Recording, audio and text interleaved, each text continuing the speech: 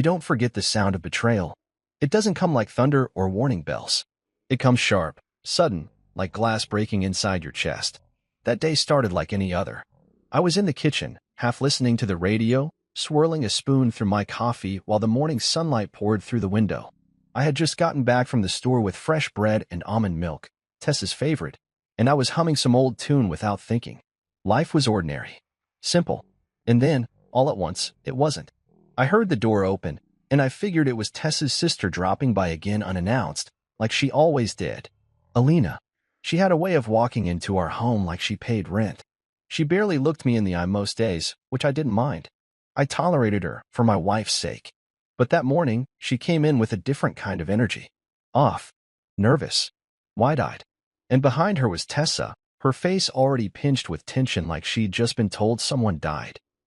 I turned around slowly, coffee cup still warm in my hand, ready to say good morning. But I didn't get the chance. Adrian got me pregnant. 7 words. Just like that. Alina's voice cracked when she said it, and she even added a tremble to her lip, like some badly rehearsed play. And I stood there, frozen. The air stopped moving. My mouth opened, but no sound came out.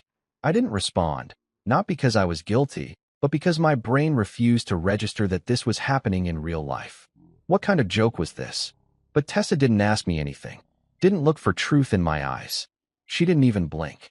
Her face twisted in pure disgust, and without hesitation, crack.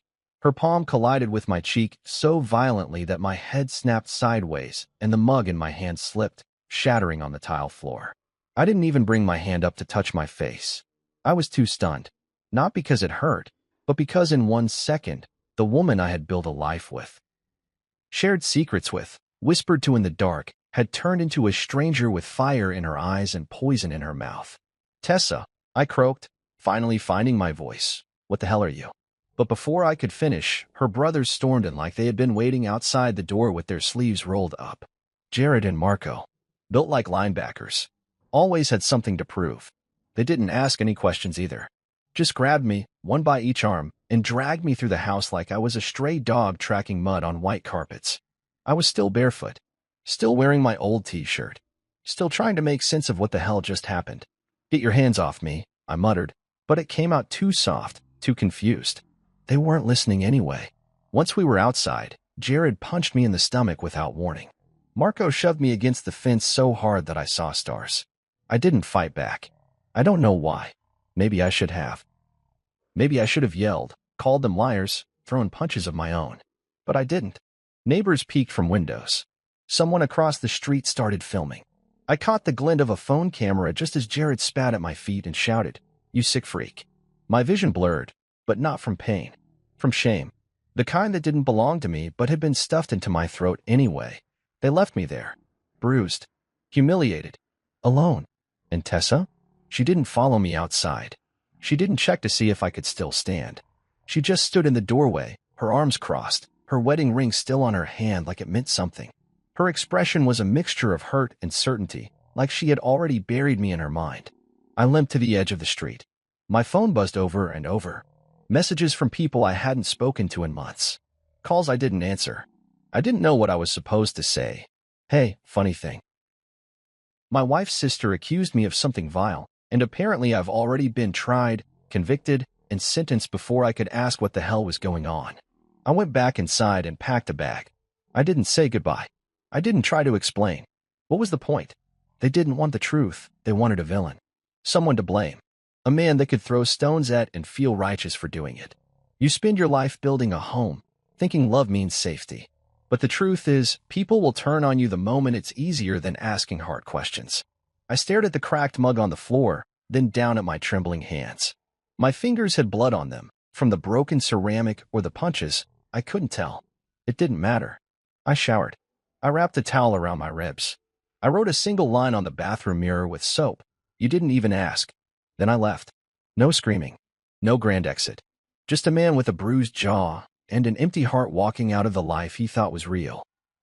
I didn't even know where I was going. I just knew I couldn't stay. Funny thing is, you always think you'll notice the exact moment your life falls apart. Like maybe there'll be sirens or some deep internal alarm. But all it took was a lie and a slap.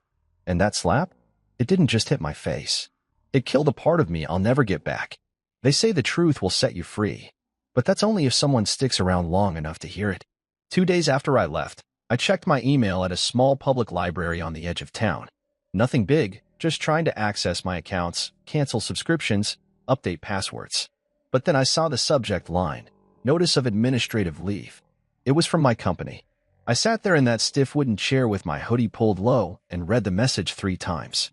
The words didn't change. Given the serious allegations circulating online, the board has decided it is in the company's best interest to initiate a separation process pending a formal investigation. What allegations? I hadn't posted anything.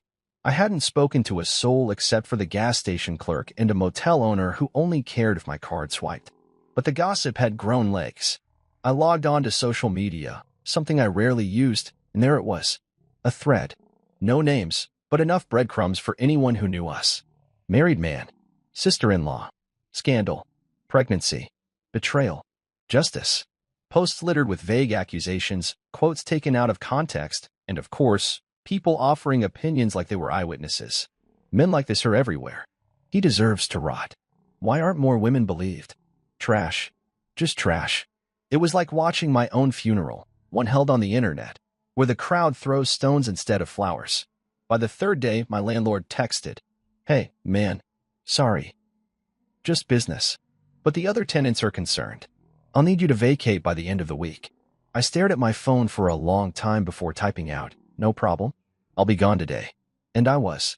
I didn't argue, didn't beg, didn't ask for time to explain, because I understood something now. When you're accused of something, especially as a man, especially something vile, the truth doesn't matter, not right away. People choose a side, and most of them pick the one that lets them feel good about themselves. You'd be amazed at how fast a person becomes invisible. There was a bakery down the street I used to visit every morning. The owner, a sweet older lady named Mrs. Ingram, used to hand me my coffee with a smile and say, "Back at it again, huh?" I walked in one morning like always, only to see her freeze mid-pour. She looked at me, then down at the counter, then muttered, "We're closed today." There were 3 people sitting behind me. A woman at the corner table whispered, "That's him." I walked out without saying a word. By day 5, my phone was practically useless. Tessa had blocked me. So had her mother, Eloise, and all the friends we used to invite over for wine nights and birthdays. Even people I barely knew, friends of friends, suddenly vanished from my contacts. It was like they were afraid the rumor might rub off on them just by association. I once helped Eloise move an entire patio set into her backyard during a heat wave. She called me the most dependable man in the family. Now she was on Facebook, commenting under a post about betrayal by blood, saying, "Some men are wolves in family clothing." Wolves. I wasn't even human anymore. I had kept my mouth shut after the slap, after the beating, after the shame. But reading that, it broke something small and final inside me. I wanted to scream, to fight back, to post screenshots, texts, voicemails, anything to defend myself. But I didn't have anything. Because there was nothing to prove. No secret meetings. No flirtation. No evidence. Because the thing they accused me of never happened. But proof wasn't necessary. Not when the lie was more exciting. A friend from college called me that evening. He was one of the few who hadn't ghosted me yet. "Hey man," he said, cautiously. "Look, I don't want to pry, but did you really?" I hung up before he finished. Because if someone who had known me for 10 years had to ask, then I didn't want to talk to him again. I checked into a cheap motel near the edge of the city and stared at the stained ceiling for hours, my mind spinning like a broken fan. How could a single sentence ruin a man's whole life? I thought about the moments I had given so freely, showing up early to family events, building furniture for Tessa's cousin when he moved, helping Alina install a bookshelf once while she scrolled on her phone and told me I missed a screw. Now I was a ghost in everyone's memory. A nightmare version of myself they could hate and forget without guilt. There was no court date, no trial, no report, just a story. And once it took root, it didn't need sunlight, just whispers. It wasn't about justice. It was about judgment, about moral performance, about looking like you believed women more than actually doing the work to find out what was true. And Alina, she played her part well. I heard from a friend of a friend that she was receiving sympathy gifts, people checking in, calling her brave.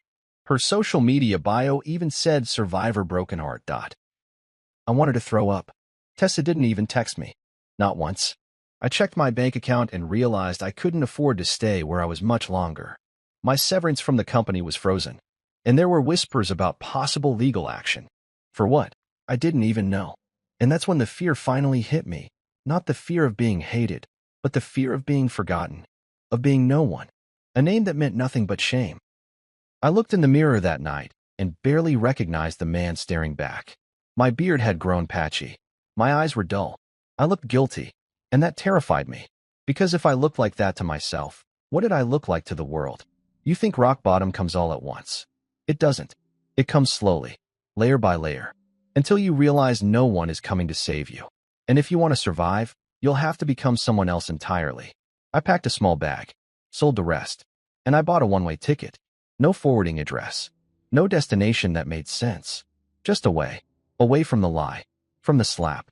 From the people who let it spread like fire while I stood in the middle, burning. When you reach the point where even your name feels like a burden, it's time to let it go. That morning, I walked into a small travel agency tucked between a laundromat and a pawn shop, the kind of place most people overlook. The bell above the door jingled like it hadn't been touched in years. A young woman behind the counter looked up from a crossword puzzle and asked, "Where to?" I hesitated. "Anywhere but here," I said quietly. She laughed like I was joking, but I wasn't. I didn't care where I ended up. I just needed a ticket, a direction, and a chance to disappear. By the end of the day, I was seated on a bus heading to a town I couldn't pronounce, with a fake name and a duffel bag containing everything I had left: 2 changes of clothes, a pair of boots, my old laptop, and a brown leather notebook filled with sketches, journal entries, and reminders of the man I used to be. The ride was long and quiet. I sat near the back, watching the landscapes change, city buildings giving way to dry fields, then forests, then a coastline that stretched like it had no end. Somewhere along the way, I stopped counting the hours. I didn't sleep. I didn't eat much. I just stared and thought. It's strange, the kind of silence that settles in after your life explodes. It's not peace. Not at first. It's more like a numb fog, the absence of noise that leaves room for guilt and confusion to echo louder. I kept replaying it in my head. The slap. The lie. The way everyone turned away so fast, like they'd been waiting for a reason to hate me. I wondered if there was something in me they'd all seen long before I did. Was I too quiet? Too helpful? Too easy to forget? That last thought lingered more than the rest. Easy to forget. By the time I reached my destination, the fog outside had thickened, and the bus was one of only 2 vehicles on a narrow coastal road. The driver pulled into a gravel lot and said, "Last stop." That was fine by me. The place was small. Remote. No cell towers. Just wooden buildings that looked like they hadn't been painted since the 80s, a harbor with old boats tethered like sleeping dogs, and an inn that doubled as a diner. I walked through the town, duffel bag over my shoulder, and tried not to draw attention. A man with a cigarette hanging from his lips sat on a porch, fixing a net. He watched me walk by and nodded. I nodded back. I asked the innkeeper if they rented rooms weekly. She looked me up and down and said, "Cash only." I paid her for the first 2 weeks and asked if she knew anyone looking for help. "Depends what kind of help," she said. "Anything that keeps me moving," I replied. She pointed across the harbor. "Try the dock. Old man named Ben. Hires folks to clean his gear." Ben didn't ask questions. Just handed me gloves and pointed to a stack of fishing nets that smelled like rot and salt. I got to work, and for the first time in weeks, nobody whispered, nobody stared, nobody judged. I was just a man with gloves and a task. I worked until my back screamed and my hands went raw. Then I walked back to my room, collapsed on the thin mattress, and stared at the ceiling until sleep dragged me under. That was my new routine. Wake, work, Washington sleep. No internet, no headlines, no updates. Just fog, salt, sweat, and silence. And for a while, that was enough. I didn't tell anyone my real name. I went by Miles. It felt cleaner, simpler, detached. I didn't bring up my past, and no one asked. Some nights, I'd walk the shoreline, breathing in the cold air and letting the wind numb my face. Other nights, I wrote in my notebook. Not full entries, just fragments. A thought, a sentence, a single word sometimes. I didn't want to remember. I wanted to rebuild. In town, people started recognizing me, not in the way they used to. No pity, no whispers. Just simple greetings. "Morning, Miles. You working the West Dock today? You take coffee with sugar or cream?" They didn't want my story. just my presence. And that was new. The more I kept to myself, the more space I found in my own head. I started running every morning. First a few minutes, then half an hour, then 5 miles at a time. The pain felt good. It made sense. My lungs burned, my legs shook, but it was a pain I chose. A struggle with purpose. After a few months, I started fixing broken things around town, gutters, sheds, boats. A woman named June asked if I could help her update her business website. I told her I wasn't much of a tech guy, but she insisted. I borrowed a laptop from the library, watched tutorials, read forums, and figured it out. Then another shopkeeper asked for help. Then another. I didn't realize it then, but something had shifted.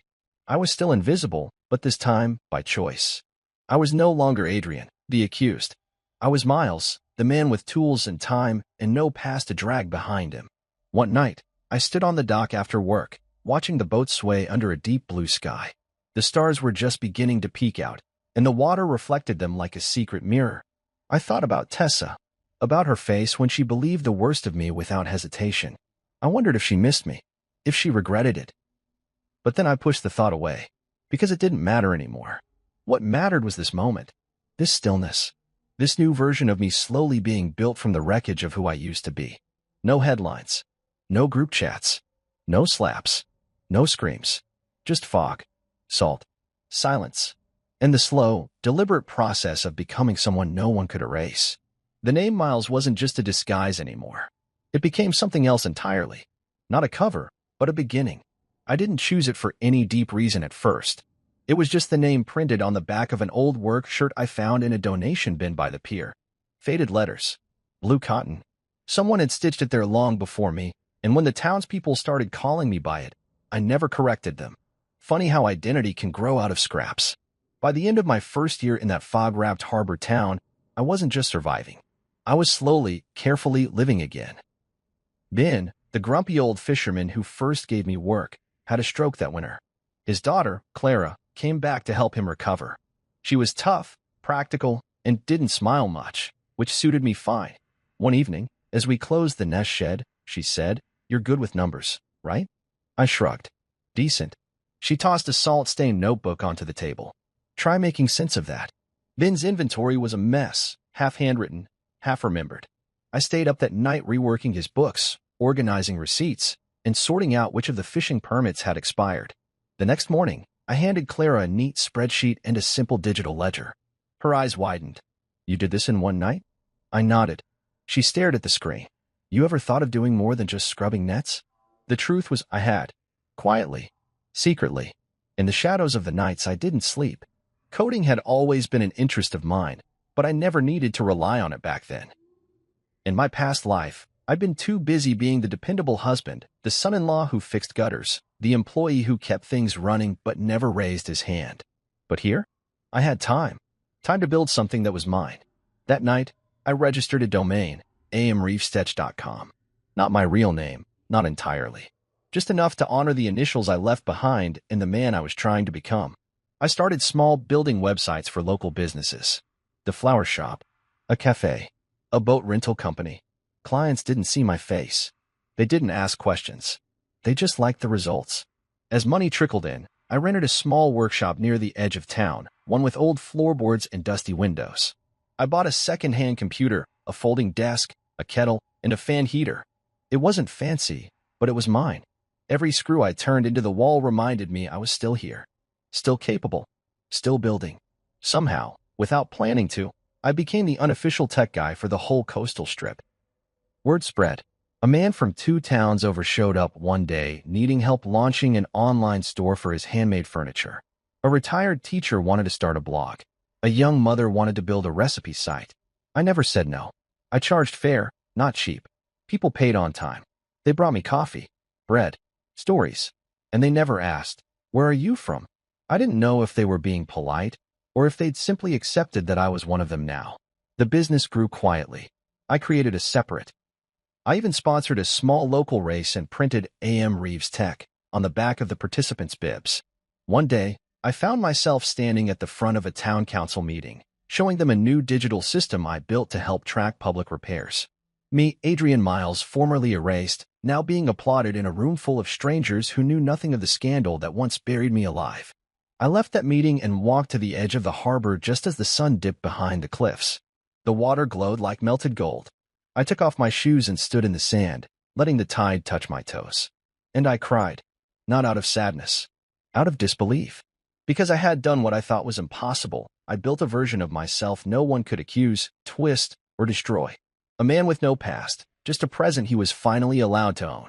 But with every step forward came a whisper of the past. Sometimes I dream of that day. The slap, the look on Tessa's face, the way her brothers dragged me out like trash. I'd wake up sweating, heart racing, half expecting to find a notice under my door or a mob outside with torches made of memories. But no one came. The truth is, people don't chase ghosts.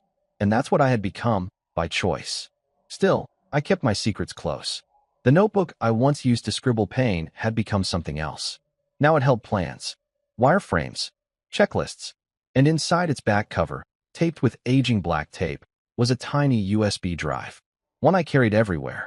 It held the recording I had received 6 months after vanishing, forwarded by a mutual acquaintance who didn't know the weight of what they were passing along. Alina's voice, laughing, mocking, confessing. I told them he did it because I hated how perfect they thought he was. He looked at me like I was nothing, so I made him into nothing. I had listened to it exactly once. I didn't cry. I didn't scream. I just listened. Then I backed it up, locked it away, kept it close, not for revenge, but as proof that I hadn't imagined it, that the world really had twisted sideways for no reason other than one jealous woman's lie. It was strange how healing doesn't look like how you imagine it. I didn't stand on a mountain and scream into the wind. I didn't punch walls or write angry letters. I just kept building. One site, one system, one quiet success at a time. I hired 2 locals to help with the overflow, paid them well, gave them flexible hours.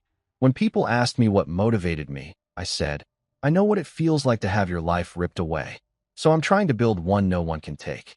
That was the only truth I ever told them. Sometimes, I'd catch a stranger's voice that sounded like Tessa's, or I'd hear the name, Alina, and freeze for a second. But the town moved on, and so did I. Every wire I fixed, every boat I helped digitize, every broken login I restored, it was a piece of me coming back. Not the old me, a new man. A man with nothing to prove to anyone but himself. A man named Miles. And this time, the only thing I answered to was my own reflection. I remember the sound before anything else. It wasn't a regular knock. It was frantic, desperate, like someone slamming their fists against a wall after realizing the door might be the only way out of drowning. My hands froze on the keyboard. I was mid-email to a client in Zurich, negotiating final terms on a long-term systems upgrade.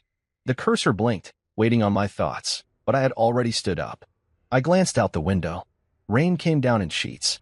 Thick, wild, slashing sideways in the kind of storm that turned streets into rivers. Wind howled like it was mourning something. Thunder cracked overhead as I stepped cautiously toward the front door. 3 more bangs. A voice, muffled, but familiar. My hand paused on the doorknob. And then I heard it. The name I hadn't heard in over 3 years. Adrian, please. The voice broke on the second syllable, a soft crumble under pressure. It didn't sound like it used to. It was tired, raw, but still, unmistakably hers. Tessa. I opened the door slowly, not because I was unsure, but because I didn't know what would be standing on the other side. I'd imagined this moment, truth be told. Not often, but enough to recognize how much of my healing still hinged on the ghost of her walking through my past. She stood there soaked through, hair plastered to her face, eyes wide with something between guilt and grief. Her arms were wrapped around herself like she was holding herself together from the inside out. Please, I know you're in there, she whispered, voice trembling. I didn't answer. I didn't move. We just stood there, staring at each other while the storm raged around us. I thought about how small she looked. How once I would have rushed to pull her inside, dry her hair, wrap her in a blanket. But that man, the one who used to protect her from everything, he wasn't home. She reached out, touched the doorframe like it might anchor her. I've been looking for you, she said. For years. I raised an eyebrow, not because I was surprised, but because I didn't trust anything that started with that sentence. I stepped aside. She hesitated, then walked in like someone returning to a house that once held their name but no longer remembered their scent. The room was warm, clean, minimal. I lived simple now. A couch, a desk, a few framed photos of sunrises I'd taken during my runs. Nothing that tied me to anyone but myself. She stood awkwardly in the middle of the room, dripping rainwater onto the wooden floor. "How did you find me?" I asked flatly. She looked away. It took time. A lot of dead ends. I had to hire someone. When I found out the truth, I needed to. I had to try. I watched her carefully. "The truth," I repeated, testing the weight of her words. She nodded, tears starting to form but still refusing to fall. "I didn't come to argue. I needed you to see me." I needed to explain. I walked to my desk, opened the drawer, and pulled out a small USB drive, the same one I carried like a secret badge of survival. The proof I'd never used. The file I'd never needed to show anyone. Until now. "I already know everything," I said quietly, handing her the drive. She stared at it like it might burn her. "What is it?" she asked, though I think part of her already knew. "Take it. Go play it. If you still want to talk after that, come back tomorrow." She didn't move at first, didn't blink. Then she took it with trembling fingers and nodded. I walked back to the desk, sat down, returned my attention to the screen. And just like that, she was gone.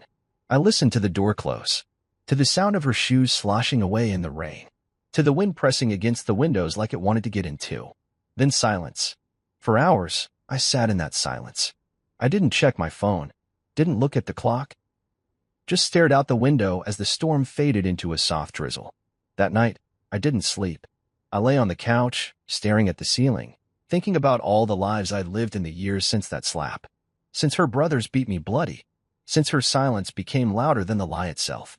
What did she expect to find here? A man waiting? A heart that stayed soft? A soul that still had a welcome mat laid out? I didn't know. But I knew one thing. I wasn't her husband anymore. Not legally. Not emotionally. Not spiritually. The next morning came wrapped in fog, thick and pale like the town itself wanted to hide me from the day ahead. I didn't go out. I didn't check email. I sat by the window with a mug of black coffee, waiting for nothing and expecting less. Until I saw her. She didn't knock this time. She sat on the porch bench, head bowed, hands clasped in her lap like a child awaiting punishment. She looked up when she saw me. Her face was different. Something had shifted. The tears were gone, but so was the fight. Only the ache remained. I stepped outside. She stood. "I played it," she said. I nodded. She swallowed hard. "I destroyed you." I said nothing. "Adrian." I didn't know. I didn't ask. I just believed her. I raised a hand. "You don't have to say it." She blinked fast, like her body was trying to hold back the flood she hadn't earned the right to release. "Do you hate me?" she asked, voice cracking. I looked out over the sea. The waves were calm now. Slow. "No," I said. "Hate takes energy. I don't have anything left to give you." She collapsed to her knees. I didn't reach out. Didn't move. I just walked past her. I had a client meeting in 20 minutes. One of the biggest contracts I'd ever landed. Because life had moved on.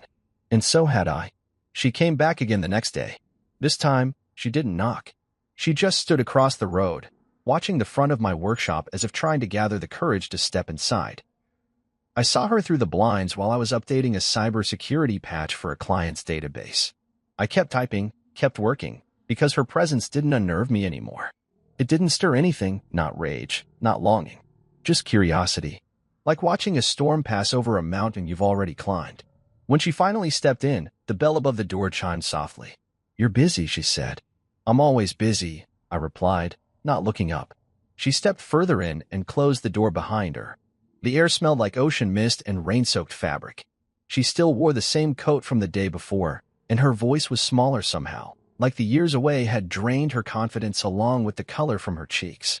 "I didn't sleep," she said quietly. I gave her nothing in return. No words. No sympathy.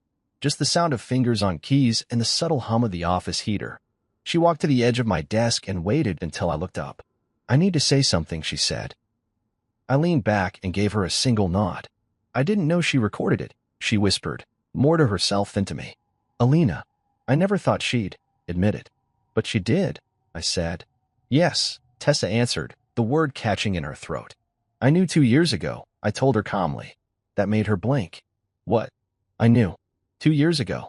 About the lie. About the recording. About everything. She stumbled a step back like I'd slapped her with the very silence she once weaponized against me. But you never said anything.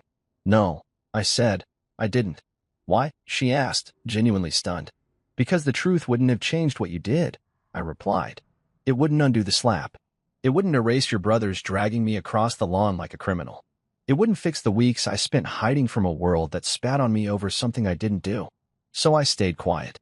I wanted to see what mattered more to you, my silence or your guilt. She covered her mouth like she might be sick. I could see her legs shaking. I would have come sooner if I had known. But you didn't want to know, I cut in. That's the part you keep skipping. You didn't ask. You didn't doubt. You didn't even flinch. You chose her over me before I could speak. She sat down in the chair across from me, shoulders hunched, face pale. She cried. Adrian, she said. Alina cried. And she said you looked at her with hate. That you cornered her. That she didn't know how to say no. I narrowed my eyes. And that was enough for you to decide I deserved to be ruined? I was scared. She snapped suddenly. I didn't know what to believe, and the way she said it, she sounded so broken. So did I said coldly. She opened her mouth, then closed it. Her eyes glistened, but no tears fell. You didn't come back for the truth, I said. You came back because you lost everything else. She flinched at that. It landed. I leaned forward, my voice even. I know about your divorce. I know your family turned on you. I know your mother called it an old scandal and told you to get over it. I know Jared got exposed for that thing at the school and Marco's business folded. I know because I stayed quiet. And while I stayed quiet, the truth had time to grow legs of its own. Her mouth trembled, but she said nothing. You didn't come back because of regret, I continued. You came back because you needed something to feel clean again. No, she said quietly. That's not true. It is, I said. And that's okay. I'm not mad about it. I'm just not giving you what you came here for. She looked confused. What do you think I came here for? Redemption, I said. Closure. Maybe even forgiveness. I paused, let the silence thicken between us. But what you don't realize is, I forgave you a long time ago. Not for your sake. For mine. I had to. Otherwise, I wouldn't have survived. But forgiveness doesn't mean reunion. It doesn't mean welcome. It just means I stopped carrying your actions like they were mine. Tessa's shoulders shook as she covered her face with her hands. For a moment, she just sat there and let herself break in front of me. No mascara. No crowd. No performance. Just a woman buried under the rubble of her own decisions. When she finally looked at me again, her voice was softer than I'd ever heard it. Do you think we could ever fix this? I tilted my head, not angry, just honest. No, I said. She nodded slowly. I understand, she whispered. I deserve that. No one deserves to be lied about like I was, I said. But people make mistakes. The problem is, you made yours and let me pay for it alone. We sat there for another minute. No more words, just breath and space and all the invisible things that had lived between us for too long. She finally stood, straightened her coat. I'll go now, she said. I nodded. Take care of yourself. She opened the door and looked back one last time. I hope you find happiness, she said. I already have, I replied. And I meant it. She left. No begging. No more promises. No more twisted stories. Just the truth. And silence. And the man who had survived both. I don't know how long she stood there on my porch the next day, but when I finally stepped outside, she was already sitting on the bench, back straight, hands clenched in her lap like a child waiting for judgment. She didn't look at me at first, just kept her eyes on the gravel path leading from my steps to the road. I stood there in the doorway, the morning air still cool from the night's mist. Birds chirped overhead. The town was just beginning to stir. Early joggers, a couple of dock workers shouting greetings across the water. But all I could hear was the silence between us.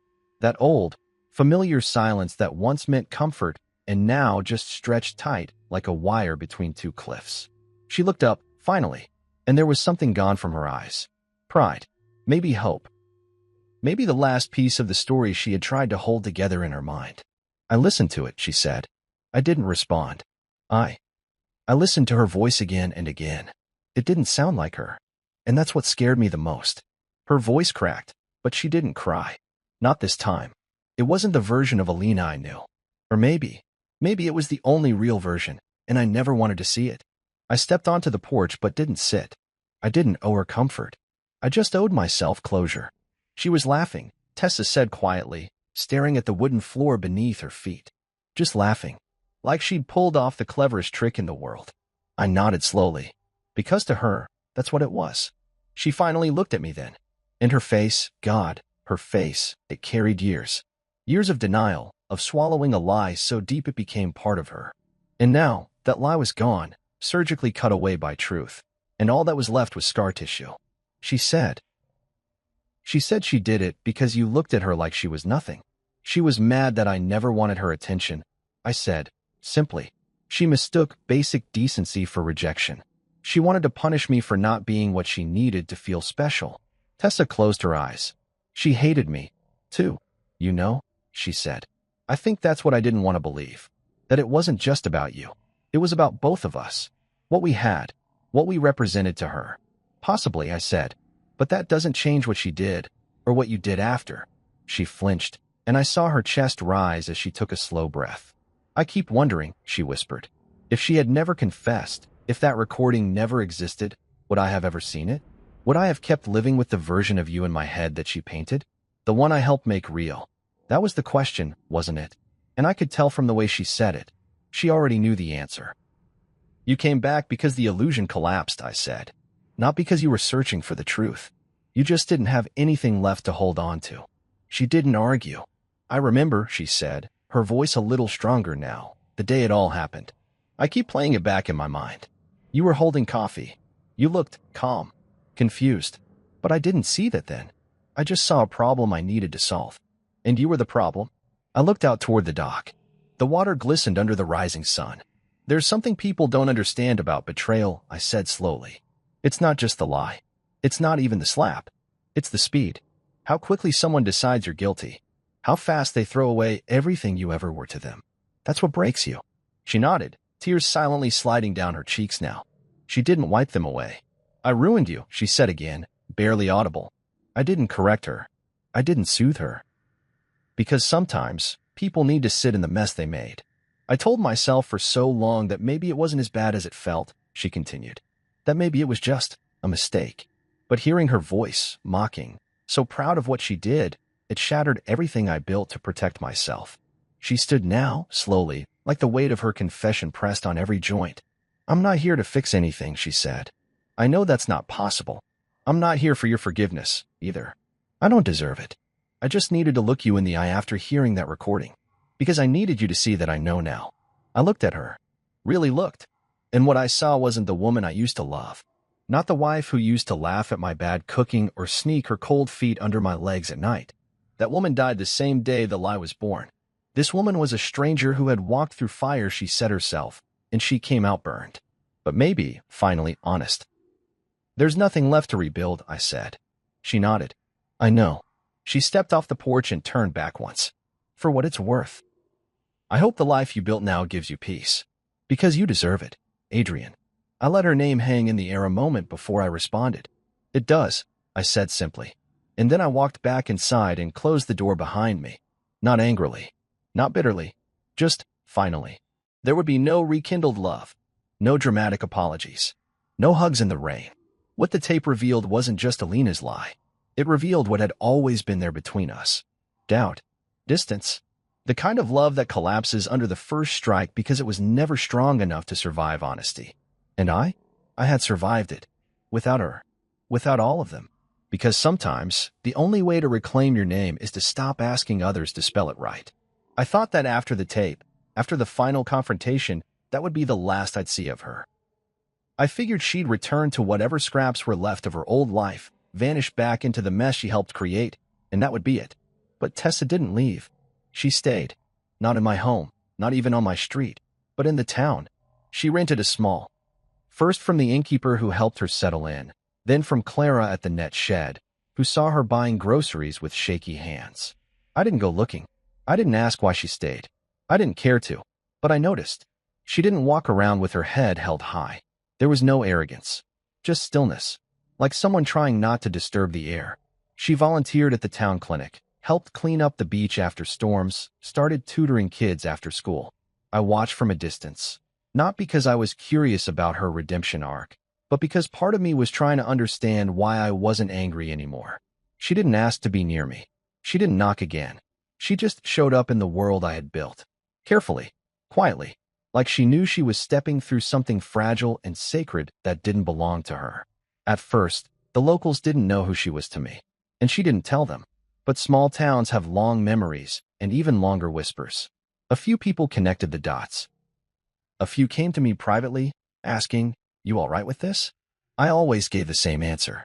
"She's not mine to chase off. She's just here." They nodded. And that was that. One afternoon, I saw her at the farmer's market. She was holding a bag of apples, laughing softly with one of the older women who sold honey. The sun caught her hair, and for a second, the memory of who she used to be flickered in my mind. Then it passed. She saw me, and instead of waving or smiling, she just nodded. I nodded back. That was the new language between us. No words. No open wounds. Just acknowledgement. Like two travelers who once shared a path but now moved in opposite directions. Weeks passed. Then months. She became part of the town in the same way I had, by earning it. Not asking for anything. Just doing the work. People asked less about her and more about my business again. Clients grew. I hired a third developer. Bought better equipment. I even started giving talks at the local college about digital identity and online resilience. I never spoke about my past, but every word I shared came from it. And yet, in the quiet of my evenings, I couldn't shake the ache of one question. Would she have come if Alina had never confessed? The answer always sat like a stone in my stomach. No, she wouldn't have. Her return wasn't born from faith. It was born from fallout. And forgiveness, as people love to preach, doesn't fix that. I could forgive her for being human, for being gullible, for making a choice under pressure. But I couldn't forget that when everything crumbled, she let me fall first. She chose to believe a lie over the man who held her during her worst nights. The man who took care of her mother when she broke her hip. The man who used to trace maps on her back with his fingers and plan dreams with his eyes closed. I didn't hate her anymore, but I didn't trust her either. And trust, that was the thing forgiveness couldn't rebuild. One evening, as the sun dipped low behind the lighthouse, she approached me while I was locking up the workshop. The sky was bruised purple, waves licking the dock gently. "Do you mind?" she asked, gesturing to the wooden bench near the stairs. I shrugged. "It's a public bench." She sat beside me, not too close. "I'm not trying to win you back," she said softly. "I know," I replied. "I just wanted to say thank you." That caught me off guard. For what? For not telling everyone who I was. For letting me exist here without dragging your story behind me like chains. I looked at her, and for the first time, I saw the difference between apology and accountability. She wasn't here to be forgiven. She was here to carry the weight she should have carried long ago. "I didn't keep it quiet for you," I said. "I did it because I needed peace. And retelling the worst parts of my life to strangers doesn't bring that." She nodded. "I never asked you that day. When I slapped you. When it all started." She hesitated, searching for words. "What were you going to say? Before everything went sideways?" I stared out at the water. "I was going to ask what the hell she was talking about," I said. Because it was so out of left field, I thought it had to be a joke. I was stunned. That's all. I didn't even get a chance to defend myself. Tessa looked away, ashamed. "And instead of asking me one question," I continued, "you hit me. You let them drag me outside. You let it happen." "I know," she whispered. "And you've got to live with that," I said. "Not because I want you to suffer, but because that's the consequence. That's the echo of choices we don't get to undo." "I do live with it," she said. "Every day." We sat in silence again. And then, as the sky darkened, she stood. "This will be the last time I talk to you directly," she said. "I needed to say those things. But I'll respect the space you've created. I won't interfere." I nodded. And as she turned to walk away, I said one last thing. "You're doing good work at the clinic." She stopped, turned slightly, and smiled. "Thank you." Then she walked into the evening haze and didn't look back. And I sat on the bench, listening to the wind, the tide, the creak of the dock. I thought about everything we'd been through. The lies, the fall, the return, and I realized something important. Closure doesn't come with grand apologies or neatly tied endings. It comes in pieces, in nods across markets, in shared silence, in distance maintained not from anger, but from knowing better. Forgiveness can clear the air, but it doesn't rebuild bridges. And sometimes, Peace is just knowing you don't have to try anymore. I never wanted revenge. Not really. It's a messy word, bloated with bitterness, dripping with energy I no longer had to give. I didn't want to destroy anyone. I didn't want to make them hurt the way I had. I just wanted the truth to live. So, I let it. It started on a quiet Tuesday afternoon. The fog had rolled in thick over the docks, swallowing the horizon in a soft gray hush. I was at my desk, sipping lukewarm coffee, scrolling through a forum on small business cybersecurity, when I saw a trending story on one of the discussion boards. False accusation ruins man's life until truth surfaces. I clicked it out of habit. But what I saw wasn't a coincidence. It was my story, posted anonymously. No names, no photos, just details, frighteningly accurate ones, about a man accused by his sister-in-law of getting her pregnant, betrayed by his wife and family, beaten, fired, ostracized, only to vanish, start again, and later discover the entire accusation was a lie. And attached at the bottom? An audio file. Alina's voice. Her smug confession. I told them he did it because I hated how perfect they thought he was. He looked at me like I was nothing. So I made him into nothing. Word for word. The same file I had tucked away for over 2 years. I didn't upload it. But I knew who did. Tessa. She must have copied it after I gave her the original. Maybe it was her version of setting things right. Or maybe she couldn't carry the weight alone anymore. Either way, the internet had it now. And there was no putting it back in the box. Within hours, the story spread. Blogs picked it up. Forums dissected it. People debated in the comments whether it was real or fake. But it didn't matter. The voice was real. The confession was real. And soon, people started connecting dots. It didn't take long. The whispers returned, but this time, not around me. This time, they wrapped around the people who once buried me. Alina's job at a mid-sized PR firm? Gone. Their CEO issued a public statement. We do not tolerate any behavior that undermines the dignity of others. She vanished from social media within a week. Jared, Tessa's brother and former high school football coach, resigned after an anonymous complaint referenced past involvement in physical violence based on unproven accusations. Someone leaked the video of him dragging me outside by my collar. It resurfaced like a curse. Their mother, Eloise? She sat on the board of a local charity that supported women's shelters. When the board found out about her public comments, "Some men are wolves in family clothing," made before any investigation, she was asked to step down. They never saw a courtroom, but they faced a judgment far worse. The court of public truth. No lawyers, no gavels, just reflection in the mirror of a world that had moved on without them and didn't want them back. And me? I stayed quiet. I didn't confirm, didn't deny. I didn't gloat or add fuel. I just kept living, kept working, kept building the life they thought they could ruin. People in town began approaching me differently, not out of pity, but with respect. I read something online. One man said at the marina. Didn't mention names. But if it's even half true. I'm sorry for what you went through. I nodded. That was all I needed. Another woman at the cafe placed a croissant and coffee on my table and said, on the house.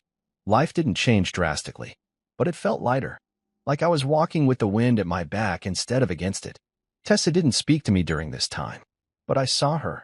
She kept her head down, kept working at the clinic, kept living quietly.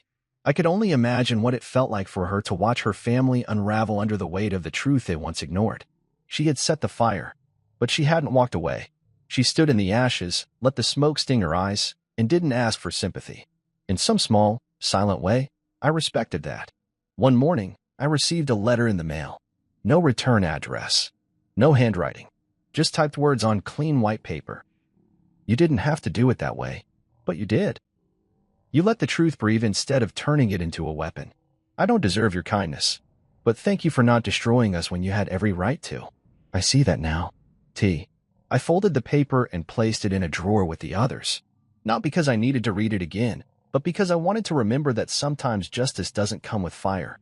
Sometimes it comes with quiet, undeniable truth. And sometimes that's enough. People often think justice is loud, that it needs a stage, a verdict, an audience on their feet. But what I learned in those weeks was this: justice can be a whisper, a post online, a recording set free, a simple nod from someone who once doubted you. Justice doesn't always punish. Sometimes it just reveals. And once revealed, people can no longer look away. They have to live with what they see. That's what happened to Alina, to Eloise, to Jared. They weren't jailed. They weren't fined. But the world saw them. The truth saw them. And more importantly, they saw themselves.